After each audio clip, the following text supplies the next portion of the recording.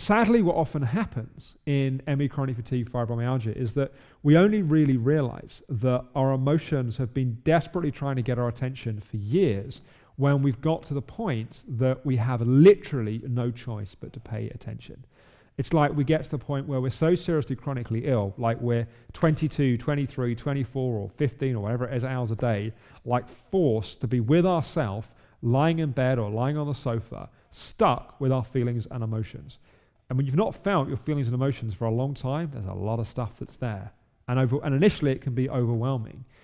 But when we look at it in this way, we could start to recognize that actually, if we'd paid attention to those feelings many years ago, or even we paid attention to those emotions many years ago, or even paid attention to those initial symptoms, it wouldn't have built necessarily. And I'm not saying this was the only fact that was going on. This is, remember, looking at the subtype, the psychology subtype of the helper type, maybe the achiever and some of the other types. So this is not to say this is the reason someone got ill, it was saying it's a factor in someone getting ill. But nonetheless, if we can see that sequence, we can recognize that there were warning signs.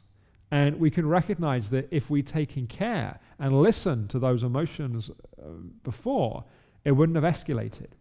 Now, we can't change the past, but we can change the present. And by changing the present, we can have an impact on the future. And when we've learned a way to relate to our emotional experience like that, we've habituated basically to ourselves to simply just not feel. We have to change that relationship, just like I was saying at the end of the previous video. If our emotions are like a young child, we have to rebuild that trust. And the way we do that is by starting to feel our initial feelings, emotions, and symptoms. And initially we may only notice it at the symptom level. So we notice that we have particularly emotional tiredness in certain situations. But what we want to try and do is to start to back up.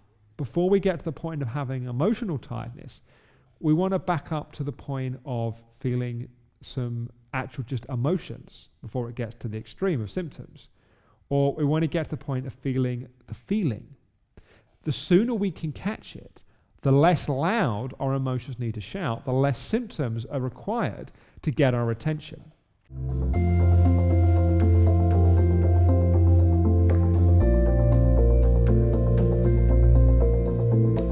Hi, I'm Alex Howard, and welcome to these